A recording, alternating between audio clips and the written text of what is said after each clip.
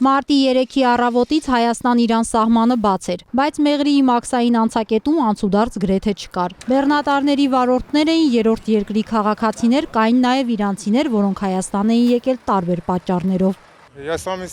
Ես ինքս Թեհրանից եմ։ Գիշերները ժամը 3-ից ռմբակոծում էին մինչև առավոտ։ Կեսօրից հետո նորից էին սկսում շատ ուժեղ ռմբակոծել։ Արդեն 4-րդ օրն է, հիվանդանոցներն ու խանութներն աշխատում են, ուրիշ ոչինչ չի աշխատում։ Մարդիկ եթե քաղաքից դուրս տուն ունեն, գնում են այնտեղ։ Փողոցները դատարկ են։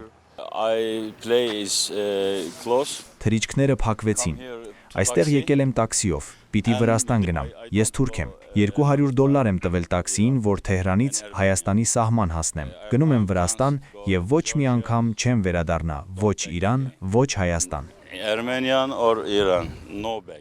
Կեսօրից հետո կարելի էր տեսնել նաև հայերի, որոնք անցնում էին իրանական կողմ գնումների։ Նրանց խոսքով առավոտյան չեն եկել, որովհետև հստակ տեղեկություն սահմանի մասին չեն ունեցել։ Մենք է գիտեինք, որ վավշետը փակեր, չէր աշխատում, բայց իմացանք հետո աշխատում է։ Սահմանափակությունը չկա, նույնն է, ոնց ինչ ուզում ես, էլի բերում ես։ Հիմնականում մի քիչ սննդի հարցն է խնդիրը,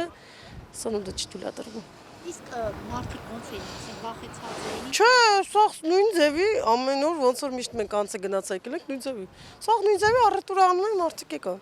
Գնա գնա զանգ ասմապետցաներ, նոր գնաց, ասմաբաց է ուշում։ Ասապեց է, առած ասել այդ եկաշ։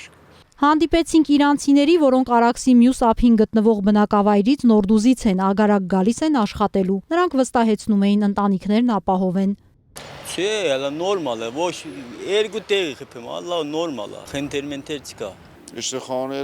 Ընտանիքս նորմալ է, ապահով են։ Մենք գյուղում ենք ապրում, ամեն ինչ նորմալ է, խանութներում ամեն ինչ կա, դե պատերազմ է, բոլորս էլ անհանգստանում ենք։